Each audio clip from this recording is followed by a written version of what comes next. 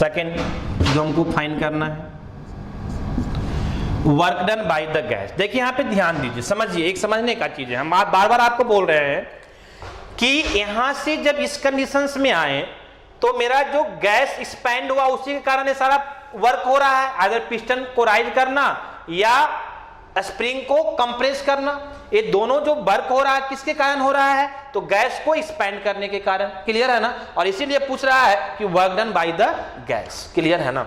तो कहने का मतलब work done by the gas जो है यहां पे दो तरह से परफॉर्म कर रहा है, पहला पिस्टन को राइज करके और दूसरा आपको स्प्रिंग को कंप्रेस करके। क्लियर है ना? तो आप लिखेंगे कि work done by the gas, work done by the gas is equal to work done for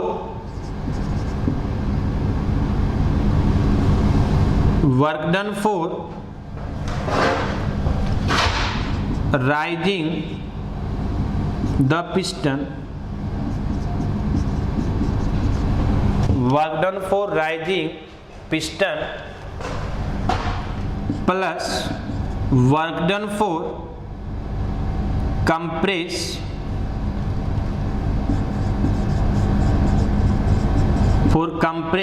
spring, है ना? दोनों तरह का वर्क डन, एक पहला वर्क डन जो पिस्टन को राइज करने का काम कर रहा है वो भी गैस के कारण, और दूसरा जो आपका कंप्रेस हो रहा है उसके कारण भी, है ना? तो ये आपका जो गैस के द्वारा वर्क हो रहा है ये दो फॉर्म में हो रहा है, work done for rising the piston and work done for compress the spring. Clear है ना? अब आइए देखिए यहाँ पे, ये जो वर्क डन बाय जो गैस होगा, है ना, डेट इज इक्वल टू, तो rising the piston, rising the piston जो है वर्क करने में, जो पिस्टन को राइज करने में जो वर्क करना पड़ेगा, यहां पे कॉन्सेप्ट है, ध्यान दीजिए, यहां पे कंफ्यूजन होगा। यहां पे होता क्या है एक्चुअली कि जो पिस्टन को राइज करने का जो वर्क होता है ना वो एट ए कांस्टेंट प्रेशर पे होता है। क्लियर ना? अब कंफ्यूज करेंगे कि सर अगर प्रेशर कांस्टेंट है कंडीशन तो फिर P2 का वैल्यू 320 कैसे आ गया, जबकि आपका P1 जो है वो 200 है और P2 कितना आ गया, 320 आ गया, तो P2 बढ़ कैसे गया? तो वो आपको बढ़ने का रीजन है जो स्प्रिंग आपका जो प्रेशर लगा रहा है, स्प्रिंग को आप कंप्रेस कर रहे हैं तो आपके ऊपर भी तो स्प्रिंग आपको फोर्स लगा रहा है ना, तो उसके कारण वहां प्रेशर राइज कर रहा है। लेकिन पिस्टन राइजिंग का जो वर्क डन होता है ना वो एट ए कांस्टेंट प्रेशर पे हम लोग डिफाइन करते हैं, एट ए कांस्टेंट प्रेशर पे लेते हैं। क्लियर है ना?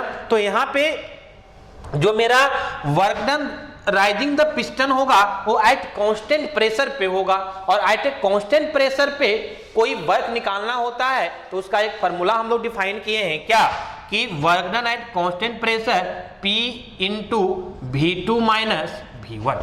आपको याद होगा, आप जाके देखिएगा प्रीवियस वीडियो में कि work done for constant pressure हम लोग क्या लिखते हैं, P V2 minus V1। Clear है? चलिए आइए, इसके कारण जो प्रेशर जो वर्क होगा तो एक कंप्रेस कर रहा है, जो स्प्रिंग को कंप्रेस हो रहा है उसके कारण वर्क हो रहा है। क्लियर है ना? और इस वर्क को हम लोग कैसे लिखते हैं, that is written at half k x square. ये फार्मूला होता है स्प्रिंग के लिए, तो ये आपका फार्मूला है, कंफ्यूज नहीं करना है कि जब भी स्प्रिंग के केस में हम लोग वर्क निकालते हैं तो हाफ के एक्स स्क्वायर, जहां के क्या है, स्प्रिंग कांस्टेंट, एक्स क्या है, तो जितना डिस्टेंस आपको क्या करेगा, मूव करेगा स्प्रिंग। क्लियर है ना? चलिए आइए, तो ये work done by the gas is equal to P का वैल्यू कितना है, 200, है ना, और V2 का वैल्यू V2 V1 के बराबर, और माइनस कितना, V1 प्लस 1/2, K का वैल्यू कितना, 150, और X का वैल्यू अभी निकालें 0.2 का स्क्वायर। क्लियर है ना?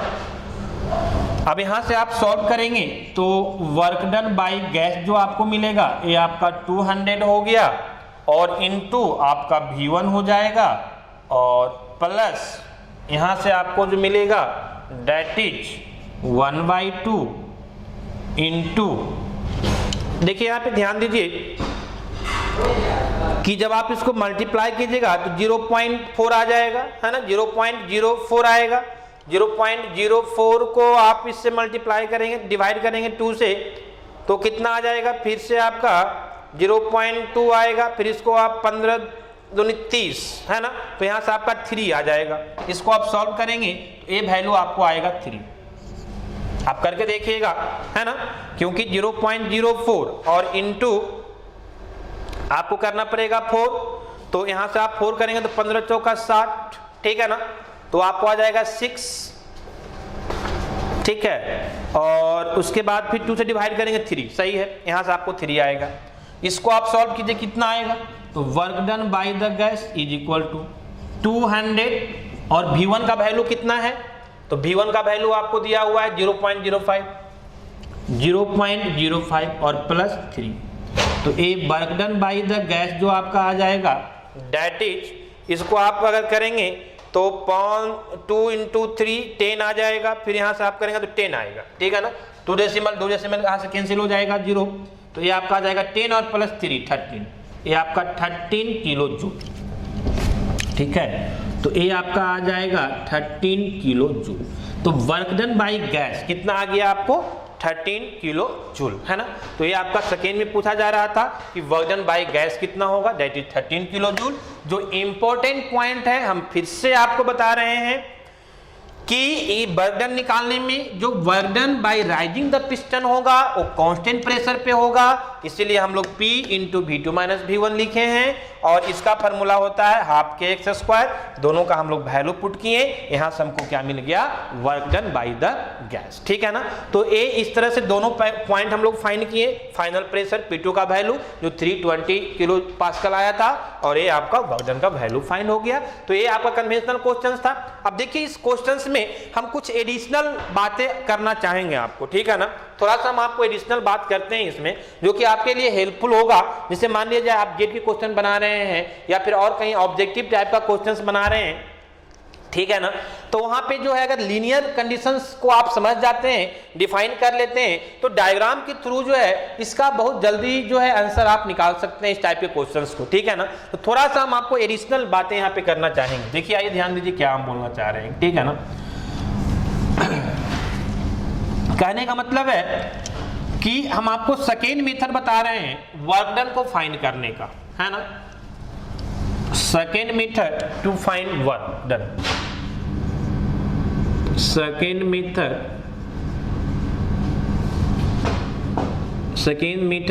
To find work done, to find work done, है ना। देखिए यहां पे ध्यान दीजिए, एक डायग्राम के थ्रू हम कोशिश करेंगे इसको फाइंड करने का, ठीक है ना। लेकिन डायग्राम के थ्रू फाइंड करने के पहले जो स्टेट 1 से 2 जा रहा है, मान लिया कि पहला स्टेट में जो आपका प्रेशर 200 किलो पास्कल था और सेकेंड जो P2 हम निकाले 320 किलो पास्कल आया, तो वो 1 से 2 में जो स्टेट चेंज कर रहा है ना, वो आपको दिखाना पड़ेगा कि वो कैसा है। वहां पे आपको दिखाना पड़ेगा कि एक लीनियर वेरिएबल है, ठीक है ना, तो लीनियरली वो 1 से 2 जा रहा है, बात समझ में आ रही है ना। तो वहां पे लीनियरली जब 1 से 2 जा रहा है तो वहां पे एक डायग्राम मिलेगा और उस डायग्राम का एरिया निकाल देंगे, हमको क्या मिल जाएगा, वर्क मिल जाएगा, ठीक है। लेकिन पहले उसको आपको दिखाना पड़ेगा कि ये इक्वेशंस के थ्रू कि ये जो P2 है वो P1 से P2 तक आपका लीनियरली है ना। तो कैसे दिखाएंगे, तो देखिए यहाँ पे ध्यान दीजिए, आपको मैं एक इक्वेशन बताए थे, ठीक है ना, जो इक्वेशन नंबर 3 था, ठीक, सेकेंड था, वो आपको कुछ इस तरह से आया था। इक्वेशन नंबर सेकेंड किस तरह आया था आपका, तो P2 इज इक्वल टू, देखिएगा आपका इक्वेशन में लिखा होगा P2 इज इक्वल टू, है ना, ये आपका होगा 200 प्लस, है ना, P2 is equal to 200 plus कितना था, तो स्प्रिंग प्रेशर हम कैसे लिखे थे, तो स्प्रिंग फोर्स Kx और अपॉन क्या, एरिया, ठीक है ना। तो ए वैल्यू हम लिखे थे इक्वेशन नंबर 2 में, और यहां से हम x का वैल्यू निकाल के पुट किए थे, है ना।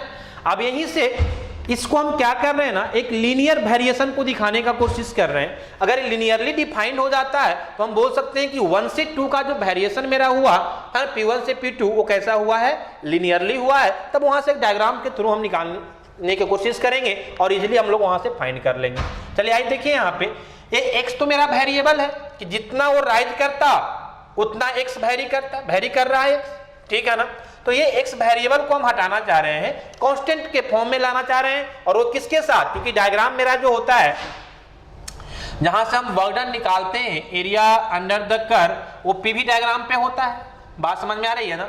तो इसलिए हम जो है ax को हटा के वॉल्यूम के फॉर्म में लाना चाह रहे हैं। देखिए कैसे लाएंगे।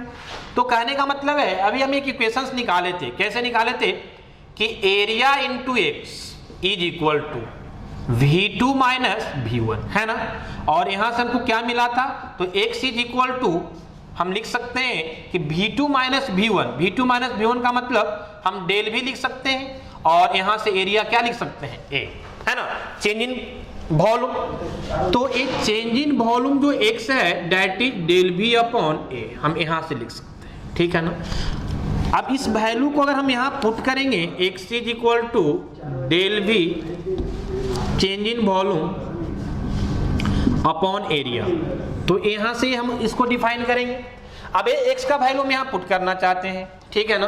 तो जब हम x का वैल्यू यहां पुट करेंगे तो P2 इज इक्वल टू क्या मिलेगा बताइए, P2 is equal to A आपका 200 प्लस K का वैल्यू तो रहेगा ही, x के जगह पे हम लिख सकते हैं क्या, K बाई A भी रहेगा, और x को रिप्लेस करना चाह रहे हैं डेल V अपॉन A से, तो इनटू डेल V और अपॉन कितना A, क्लियर है ना।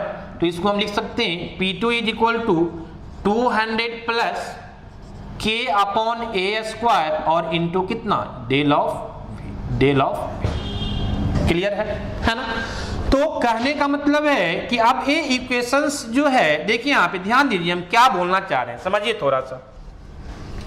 ये जो इक्वेशंस है ये हमको एक लीनियर इक्वेशंस को डिफाइन कर रहा है, किसके बीच, प्रेशर और चेंज इन वॉल्यूम के बीच, मतलब वॉल्यूम के बीच। बात समझ में आ रही है ना। तो बोलेंगे सर कैसे हम बोलें कि लीनियर इक्वेशंस है, तो हम लोग जानते हैं कि अगर x बाई है ना, हम लोग जानते हैं ना। देखिए यहाँ पे समझने की कोशिश कीजिए कि अगर आपका कोऑर्डिनेट है ना बाई और x है, ठीक है ना, तो हम लोग y is equal to mx plus c लिखते हैं, इससे नो। तो कहने का मतलब है कि mx प्लस c के फॉर्म में इसको हम लिख सकते हैं, क्यों नहीं लिख सकते हैं, P2 is equal to a, पहले ले लीजिए इसको, है ना, तो ये k बाई a स्क्वायर और इनटू डेल्टा भी और प्लस कितना 200। यहाँ पे c क्या होता है, एक कांस्टेंट वैल्यू, 200 जिसका कांस्टेंट वैल्यू है। m क्या होता है, एक कांस्टेंट वैल्यू। तो देखिए यहाँ पे ध्यान दीजिए कि k आपका गिवन था और एरिया भी क्या था, गिवन था, तो ये आपका वेरी नहीं करेगा। k का वैल्यू है ना, वो गिवन प्रॉपर्टी स्प्रिंग का जो मटेरियल्स का प्रॉपर्टी होता है उसके अकॉर्डिंग जो है k का वैल्यू डिफाइन होता है, मतलब वो फिक्स्ड वैल्यू है, कांस्टेंट वैल्यू है। और k भी आपका क्या है, एरिया आपको बार वेरी नहीं करेगा, एरिया ऑफ क्रॉस सेक्शन भी क्या है आपका फिक्स्ड है। तो कहने का मतलब कि ये टोटल वैल्यू क्या हो गया, ये कांस्टेंट वैल्यू हो गया। हाँ, ये डेल भी का वैल्यू वेरी करेगा, है ना। P2 आपका वेरी कर सकता है। तो जहां पे मेरा बाई है वहां पे मेरा क्या है, P2 है। देखिए P यहां पे है इस एक्सेस पे, और जहां पे मेरा x है वहां पे V है, तो यहां पे V के फॉर्म में डेल V, क्लियर है ना। और जहां पे मेरा C है वहां पे कांस्टेंट 200 है। तो कहने का मतलब है कि ये जो है, ये जो मेरा इक्वेशंस डिफाइन हो रहा है, हम बोल सकते हैं कि मेरा इक्वेशंस कैसा है, एक लीनियर इक्वेशंस है। कैसा है, एक लीनियर इक्वेशंस है, क्लियर है ना। चलिए आइए देखिए यहाँ पे समझिए, जब ये लीनियर इक्वेशंस डिफाइन हो गया तो बोलेंगे सर क्या फायदा हुआ, है ना। तो एक कहने का मतलब है कि ये आपको बार बार नहीं करना है। यहाँ पे हम आपको शो कर दिए कि इस तरह के क्वेश्चंस में जो 1 से 2 का वेरिएशन होता है P1 से P2 वो लीनियरली होता है, जो कि आप इस क्वेश्चन से देख सकते हैं, क्लियर है ना। अब आइए देखिए यहाँ पे हम क्या करेंगे कि एक PV डायग्राम मेरा है, ये PV डायग्राम है, सॉरी P, और ये मेरा क्या है V, ठीक है ना। अब PV डायग्राम में जो वॉल्यूम एक्सिस पे हमको एरिया मिलता है दैट इज वर्क डन के बराबर होता है ना। तो आइए देखिए यहाँ पे हम देखते हैं इसका एरिया। पहले तो हम कंडीशन के अकॉर्डिंग ड्रॉ करते हैं डायग्राम, है ना। तो आपको पहला कंडीशन में P1 का वैल्यू दिया हुआ है कितना, देखिए यहाँ पे P1 का वैल्यू 200 दिया हुआ है। तो सपोज दैट कि कुछ वॉल्यूम V1 जिस समय है, मान लिया जाए एक पॉइंट यहाँ पे आप ले रहे हैं, यहाँ पे ले रहे हैं, ये आपका पॉइंट नंबर 1 है। इस समय जो प्रेशर होगा वो आपका P1 होगा, है ना। ये प्रेशर आपका क्या होगा, P1 होगा, और उस समय जो आपका वॉल्यूम होगा ये क्या होगा आपका V1 होगा, क्लियर है ना। तो तो ये V1 AP1 पे एक कोई पॉइंट है 1, ठीक है ना। अब यहां से आप हीट ट्रांसफर करना स्टार्ट किए, यहां से आप हीट ट्रांसफर करना स्टार्ट किए, तो ये प्रेशर क्या होगा, बढ़ेगा, ठीक है ना। अब ये प्रेशर बढ़ेगा तो कैसा बढ़ेगा, यहां से इक्वेशन से देखिए P2 का वैल्यू, जो P2 बढ़ेगा कैसा, लीनियरली बढ़ेगा, तो ये यहां से P2 जो है आपको लीनियरली बढ़ेगा, है ना। अब ये मान लिया जाए कि ये आपका हो गया P2 0.2 है ना। 0.2 का मतलब यहाँ पे P2 का वैल्यू और यहाँ पे V2 का वैल्यू, क्लियर है ना। अब ये एक हमको प्रोसेस मिल गया 1 to 2, क्लियर है ना। अब 1 to 2 हमको एक प्रोसेस मिल गया, तो मेरा कॉन्सेप्ट पहले से हम लोग जानते हैं कि पीवी डायग्राम में वॉल्यूम एक्सिस पे प्रोसेस के अंदर जो एरिया मिलेगा दैट इज वर्क डन के बराबर होगा। तो अब अगर हम इसको एरिया निकाल दें, मान लिया A1 पे आपका यहाँ पे है और 2 में आपका यहाँ पे है, ठीक है ना।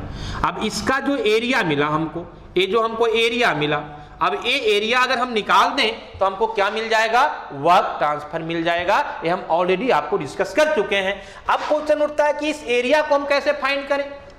तो ये एरिया जो आपको दिख रहा है, तो ये एरिया कैसा दिख रहा है, एक पैरेललोग्राम दिख रहा है ना।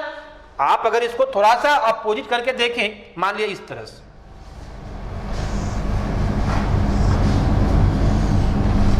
ठीक है ना, तो आपको दिख रहा होगा कि ये क्या है, एक तरह का पैरेललोग्राम है। इसी को उल्टा करके यहाँ डायग्राम आया है, लेकिन एरिया उल्टा कर दे सीधा कर दे, एरिया तो क्या रहेगा, सेम रहेगा आपका। तो कहने का मतलब ये एक तरह का ये पैरेललोग्राम है, ठीक है ना। और एक पैरेललोग्राम का एरिया का फॉर्मूला हम लोग जानते हैं क्या, तो हम लोग लिख सकते हैं कि एरिया ऑफ पैरेललोग्राम जो होता है दैट इज, है ना, 1/2 इंटू पैरेलल एक्सिस का सम। पैरेलल एक्सिस ये दोनों है, एक P1 और एक P2, क्लियर है ना, ये दोनों पैरेलल है, तो ये आपका हो जाएगा P1 और प्लस क्या P2, क्लियर ना। और इंटू हाइट अगर ये V1 है तो ये आपका क्या हो जाएगा, 0.2 पे V2 हो जाएगा। तो ये चेंज इन वॉल्यूम जो होगा dV, तो यही चेंज इन वॉल्यूम इसका हाइट बनेगा। हम फिर से आपको पैरेललोग्राम को बनाकर दिखाना चाह रहे हैं। देखिए यहाँ पे ध्यान दीजिए कि सपोज दैट एक कुछ आपका इस तरह का पैरेललोग्राम है। पैरेललोग्राम में क्या होता है, दो साइड पैरेलल होता है, ये दोनों साइड क्या है आपका पैरेलल है, और ये इसका क्या है, हाइट है, ये इसका क्या है, हाइट है, क्लियर है ना। तो 1/2 समेशन ऑफ पैरेलल एक्सिस, तो P1 प्लस P2, क्योंकि पैरेलल एक्सिस से P1 है और ये क्या है P2 है, तो ये P1 प्लस P2 और इनटू क्या होता है हाइट। तो हाइट कितना है, ये h जो है ये हाइट का लाएगा इसमें। आप इसको देखो ऐसे उलट के देखो, यहाँ पे इस तरह से ऐसे उलट के, तो ये हाइट का लाएगा, ये हाइट कितना होगा dB के बराबर, तो इनटू क्या हो जाएगा dB हो जाएगा, क्लियर है ना। अब यहाँ पे आप फाइंड कर दीजिए, वैल्यू को पुट कर दीजिए, तो area is equal to 1/2, P1 का वैल्यू 200, P2 का वैल्यू 320 और ए V2 का मतलब क्या, dV का मतलब क्या, V2 माइनस V1।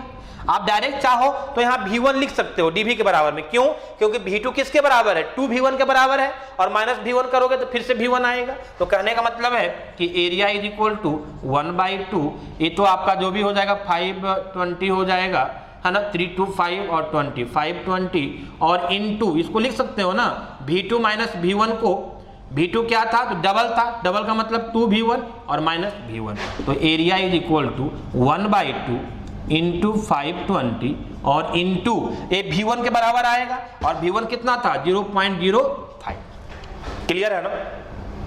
तो कहने का मतलब है कि ये फिर से आप मल्टीप्लाई करोगे इसको, तो ये एरिया जो आएगा आपको कितना आएगा 13 आएगा, है ना। और ये एरिया जो होगा किसके बराबर होगा, वर्क डन के बराबर हो जाएगा। तो यहाँ से डायरेक्ट आप वर्क डन बोल सकते हैं 30 किलो जूल, क्लियर है। तो कहने का मतलब क्या हुआ कि ये बार बार नहीं करना है, इस टाइप के क्वेश्चंस में जो वेरिएशन होगा वो लिनियरली होगा।